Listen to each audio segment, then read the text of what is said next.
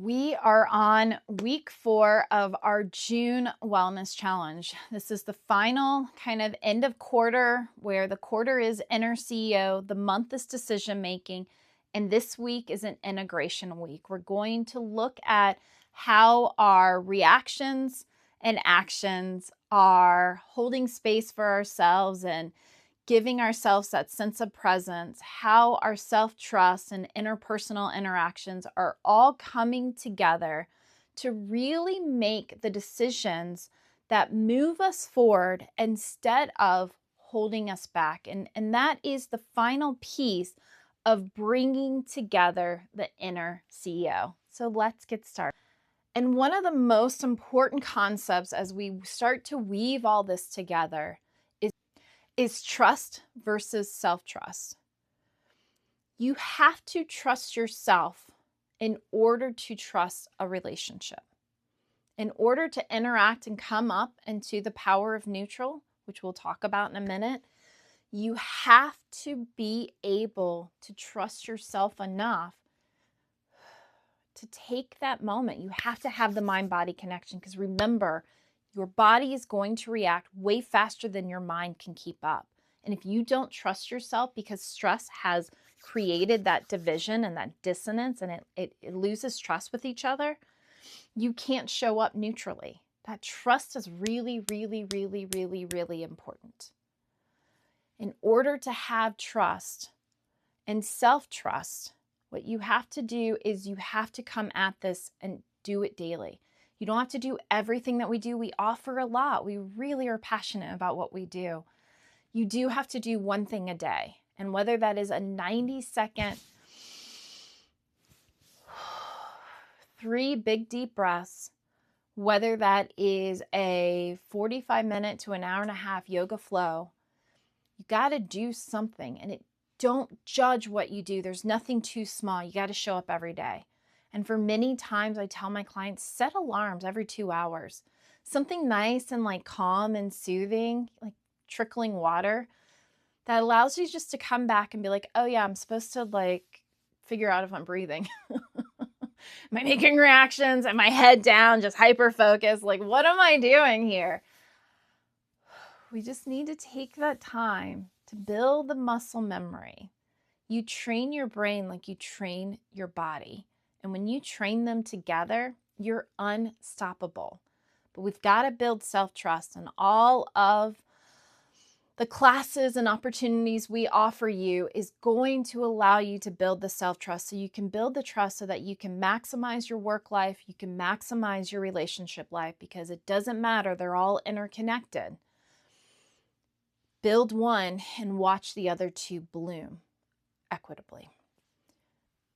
So this week we're looking at, what am I building and what is blocking me? And if this is a question that you have, then stay tuned. This week is for you. This week we're looking at the pathways of success, how we can integrate and build momentum. The real question this week is, what am I building and what is still blocking me? In the first 3 weeks, we built regulation, distress tolerance, and interaction leadership. Now it is time to look at how those tools are shaping the path ahead. Build the path and remove the dams. We're going to explore how success must be self-defined, how stress is not always the enemy, and how perfectionism can quietly block progress. We'll harness the stress and direct the energy. It's all about learning how to work with what rises in you instead of being ruled by it. It's about letting go of the belief that perfect is required before movement is possible. And we're going to see the good enough self builds greatness. As we go deeper, we will unpack what is driving you forward, what is draining your momentum, and how to build success in a way that is aligned, sustainable, and true to who you are becoming. And it's important to find grace when it comes to your idea of values and success. What we'll find is as we are looking at and identifying what our values are, that it's going to change or it's going to change and shift as we get older. And that's okay. It's not that we're not being true to ourselves. It's the way you have self-trust and are true to yourself is by realizing that that can evolve and that can change. So this week, what we're going to do is we're going to take 2 chapters out of the Key Steps to Live a Happier and Healthier Life, Part 1, A Life Worth Living. And really what we're doing is creating a framework for success. And in this framework for success, what we're finding is what our values are and what success is for us, as well as we're going to look at the pathways of success. And that pathway is what pushes us forward through the door so that we can find success, and what holds us back into that comfort zone, that self-sabotage, the scarcity mindset, and the fear that keeps us from actually moving forward. That is inner, below the soil and above the soil thinking, and that's what we're going to explore. The first thing we need to do is understand what success is, and that it can gradually change and move as we go. Because remember that when you make value-based decisions, then the only decisions that you have to make are decisions based on your value. So you're going to see as you make more and more value-based decisions that the decisions will become more valuable to you. And as it presents, you say, oh yeah, this is definitely it, or no, that's not it. Sometimes we have to make a decision to realize the grief that comes with it tells us that this was a decision I really did want for myself. It was an inner value or it wasn't. So let's really dive in and see some of these decisions and how it's allowing us to be successful or it's holding us back. With success being self-defined, we have to see that stress actually can propel us, not be the enemy.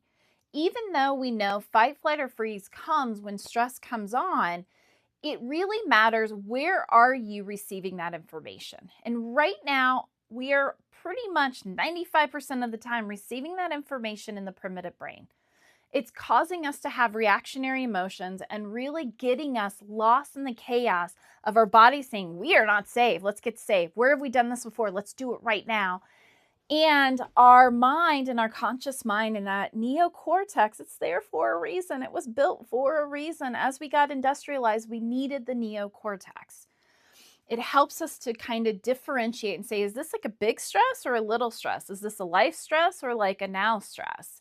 And then what do I want to do with it? And when we give ourselves space, then we can use the executive function to allow stress to propel us forward, to motivate us, to reconnect with our value and our capacity to make the decisions and the responses we want. We respond with integrity under activation instead of getting in these reactionary emotional decisions that pull us further and further away from getting through the pathway of the door.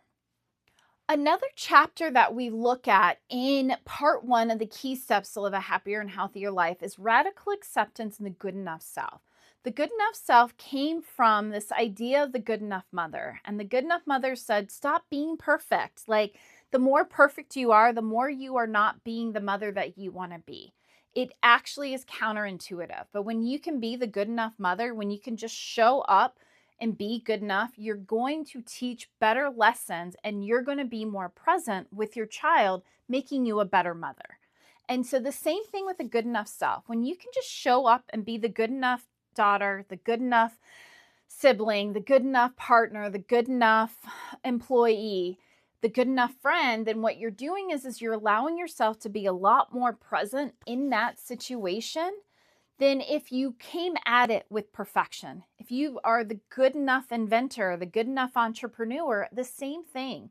Stop waiting to be perfect in order to show up for your life. Show up for your life and watch presence happen.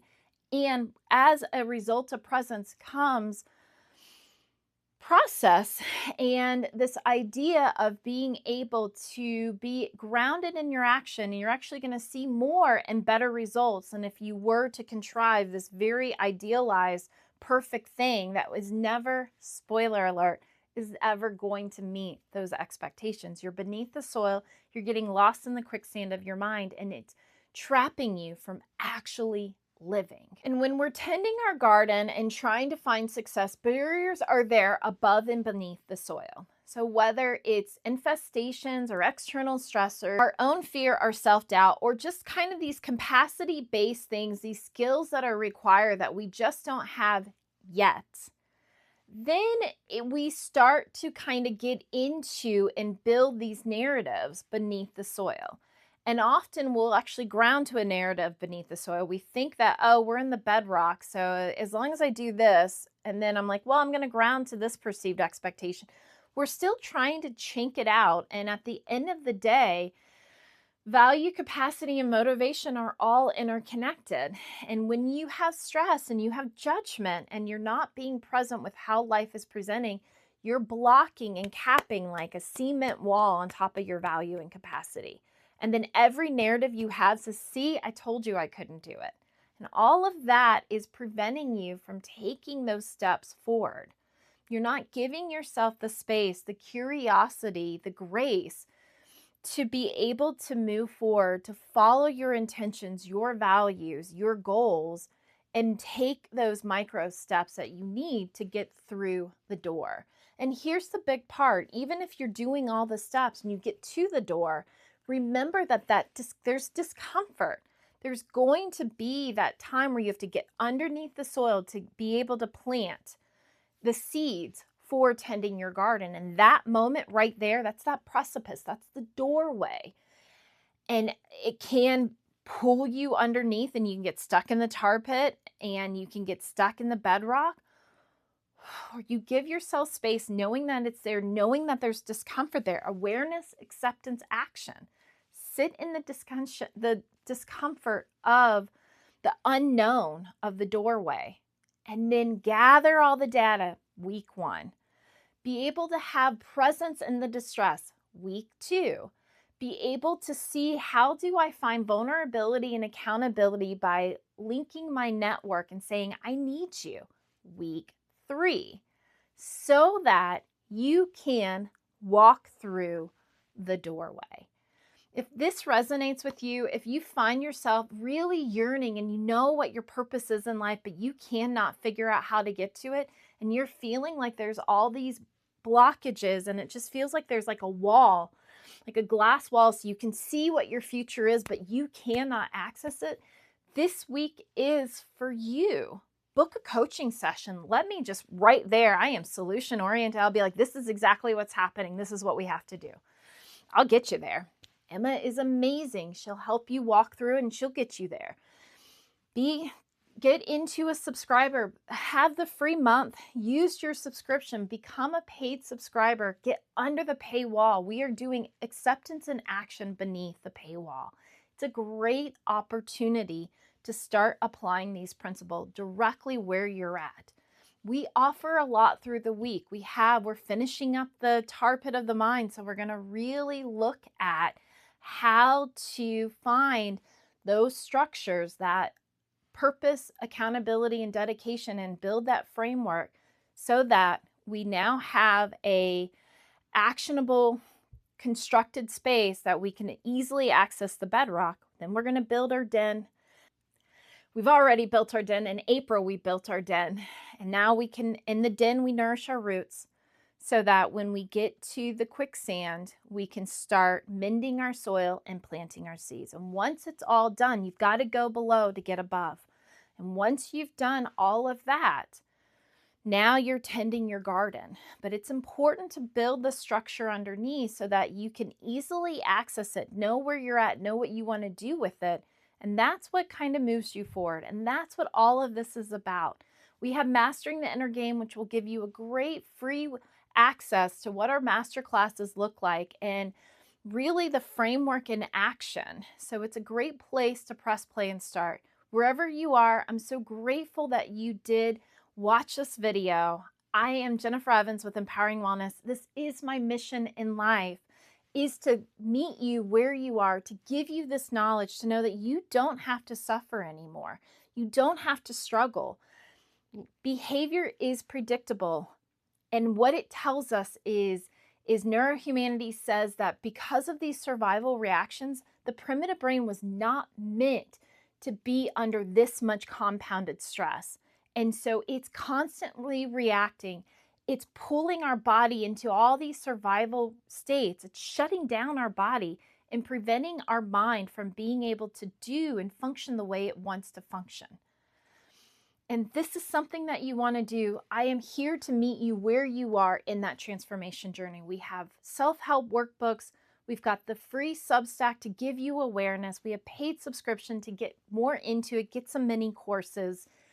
We have the free self-paced course, and then we have the Inner CEO, which is taking all of this information and really giving you a great way to just bust out how to live a more purpose-driven life.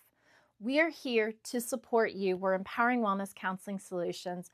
Thank you so much.